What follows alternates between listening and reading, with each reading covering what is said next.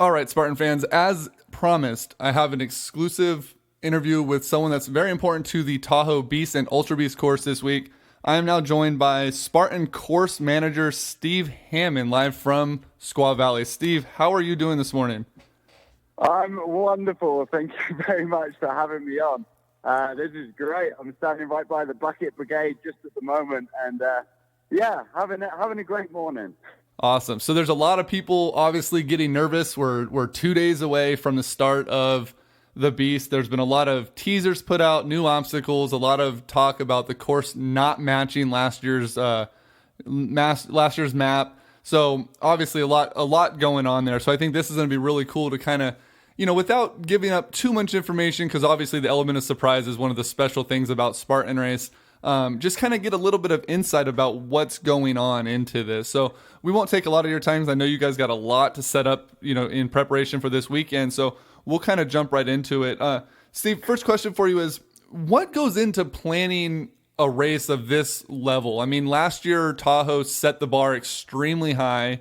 What goes into, making sure that it's not carbon copy, it's not the same thing, and keeps people guessing about what's coming up next?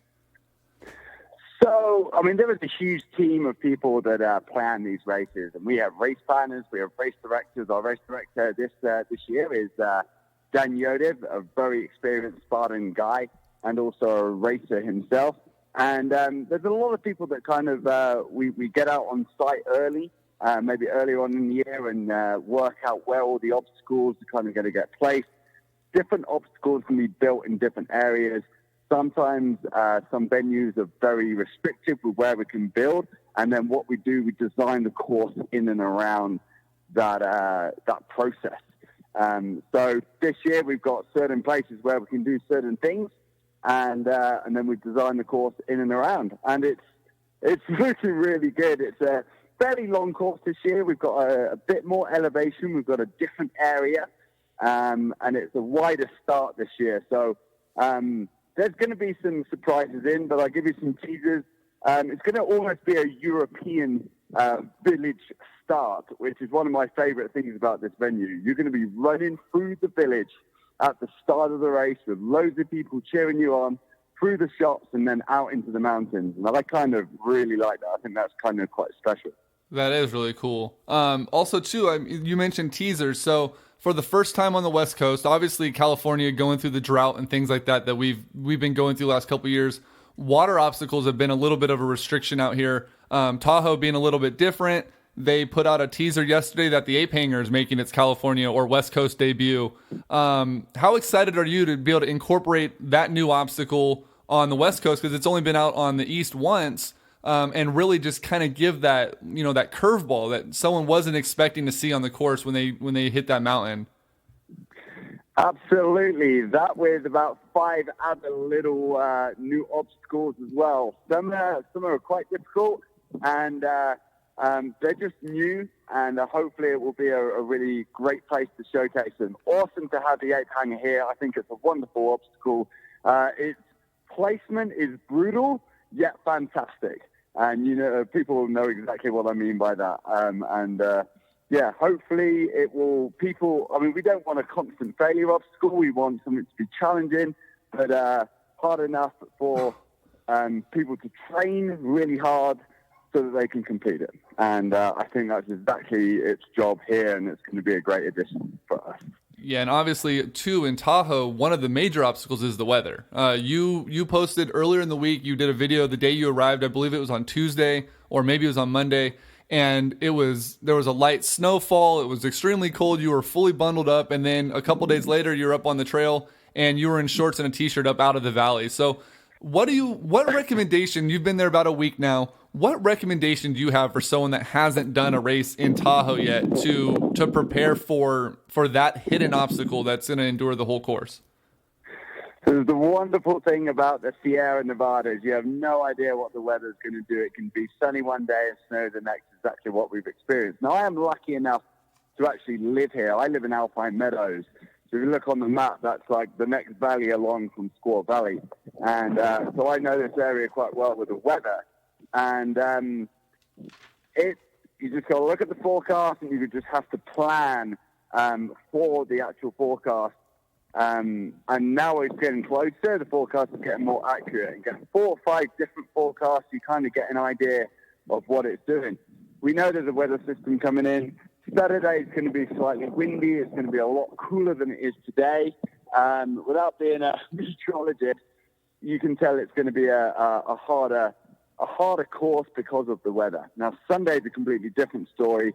I think it's going to be snowing above maybe 7,500 feet, drop into the freezing level is going to drop maybe to about 7,000 feet during the afternoon, evening. So if it precipitates, which is forecast to, that means snow for the race on Sunday. And that's for the Ultra Beasters on Sunday. You mentioned you're running the Ultra Beast, so does that excite you, or does that just drive that motor a little bit more to get out there and get that day here? Oh, you know what? I am so excited. I've kind of gone back-to-back races. Had a very busy summer, and I've done a lot of the races all the way through from Asheville back-to-back all the way through. Breckenridge. Just came from SoCal. So I am a little bit tired and a little bit worn out, but I'm so psyched for this, and I'm going to give it my all. The weather, if it turns, that is a bonus for me because I really excel in bad weather, obviously coming from the UK.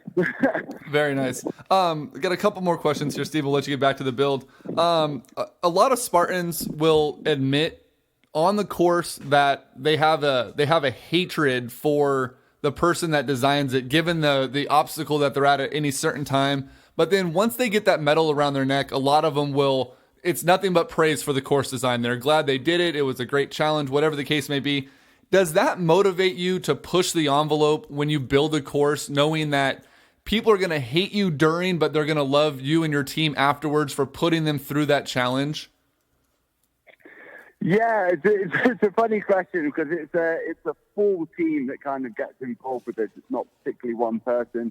I get the joy of linking the obstacles together and making the terrain kind of harder or easier, and sort of we work out that together as a team. Do I like people hating me? Absolutely. I mean, that's kind of all part of it. I think for me, I want every single participant to finish. That is completely my aim. And that's not going to bubble wrap the course in any way. That's not going to make the course any easier. But it's just making people aware of how to train and how to get through this course so they can push themselves actually to the limit and allow people the time to do it. I absolutely do want everyone to finish, but I want it to break everybody at the same time. And you can do that by pacing yourself because the elite racers will break themselves on this course. You could walk the whole course, or elite racer could walk the whole course and probably find it easy. But if they go max pace the whole way around, then yeah, of course it's going to break you. So it's an interesting process of how some people find the course easy and how some people find it the hardest thing they've ever done. Yeah, it's all about finding that comfort zone and not burning out early because it's going to be a long one. You mentioned it's going to be longer than last year. I think last year was just under 17 miles, if I'm not mistaken. I didn't get to run it last year. This is my first beast coming up Saturday, so I'm extremely excited. It was just under 14 miles. 14, this one okay. As a beast, it's going to be 14.7 miles. All right, so there's a little bit there for everyone. That's going to be everyone comparing their GPS trackers and getting into that argument. 14.7 is the official distance for the beast on Saturday. Obviously, the ultra is going to be longer. Yep. I got 2 more questions for you. You mentioned that you live out in Tahoe, so that means you're accustomed to the West Coast.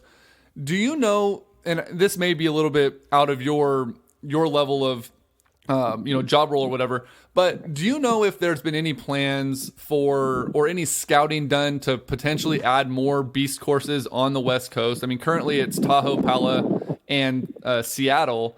Sacramento and Monterey both used to have one. Do you know if there's been any talk in the Spartan community or in the Spartan Ups to get more beasts on the West? Yeah, they used to have one in Monterey as well, and I think there was one other somewhere. But not that I know at the moment. I think we definitely do have plans. That's a question which is that's way above me, I'm afraid. but it's definitely something I can start pushing. I mean, I love the West Coast here. I mean, I get to travel around the U.S. and to see different venues, but I do like coming back over here and doing venues over here. And it would be great to find an appropriate venue for that. Yeah, who knows? Maybe in the future you might see one at San Fran or somewhere else. We will we'll hopefully keep you guys posted on that. But as far as I know, that's a bit beyond me. Awesome. And the last question. So there's been a lot. I know you're a part of some of the Facebook groups out there, like West Coast Spartans and a few other ones. You've posted your videos in them. Do you know if the rules are specifically for elite and competitive racers, or if this is in a stretch all the way down through the open heat waves as well? Train for this is their profession. Excuse the Spartan pun there, but it's very much their job. So we have to do our job to make sure that all the rules and everything is perfectly aligned and everyone's singing from the same hymn sheet, if you know what I mean. Right. Yeah, because I mean, there's been a lot of talk about open racers. You know, some that don't know how to swim, some of them that are, you know, not in the shape, particularly to handle the extreme cold of the swim. And you know, they're just wondering if maybe the burpee option is still going to be there for the open waves, the 60 burpee penalty to avoid the water, or not. So obviously that will be explained obviously at the course on Saturday and Sunday. But as of right now, it seems like maybe those rules are more guideline toward the elite and the competitive, but obviously that can change come Saturday morning if they decide to make that change. Absolutely. Yeah. So all the rules for the open waves will be very much geared out, but it is geared so that, you know, you're not going to fail. You're going to be able to complete the course. If you can't swim or you can't do the swim, there's going to be options to not do it. Excellent. That's what a lot of people want to hear. So Steve, I definitely appreciate your time. Like I mentioned, this will be my first beast, my first trifecta for my wife and I both. We're running Saturday. We're actually running together on our 10-year anniversary Saturday. So it's going to be a huge accomplishment for both of us. And, you know, and so many others that are going to go up there and battle their demons, if you, for lack of a better term, up there on the course. So I look forward to it. Aside from the obstacles that we mentioned, the ape hanger, the swim, you mentioned you're standing at the bucket brigade. If you can, you know, name off what you think will be the toughest, both physically and mentally, obstacle aside from the swim, what do you think people have in store for come Saturday morning? The buckets, oh boy. That's all I gotta say. All right. Well, we look forward to it. There's the bucket. There's obviously the double rig down in the festival area right around the finish line. And I hope, you know, personally, I hope that there's not a leaked map early. I want that element of surprise. I don't want people comparing it to last year's race. I want to get out there and just be blindsided by what's next, and I look forward to it. Steve, hopefully we'll see you out there on Saturday. I love to shake your hand and say thank you for this personally. If not, I really do appreciate you taking the time to speak with me here this morning. And, you know, to everyone that's running Saturday, hopefully this helps a little bit ease their mind, and I definitely appreciate it. Well, thank you very much, Greg, and out there to everyone who's racing, enjoy. And go get it. You know, be super positive about your actions and just complete the course. And I would quite love to see you. Come and see me. You'll see me in a Union Jack helmet every now and again. And yeah, that'd be fantastic. So, all right. yeah, thank you very much, Greg. It's been wonderful. Thank you very much, Steve.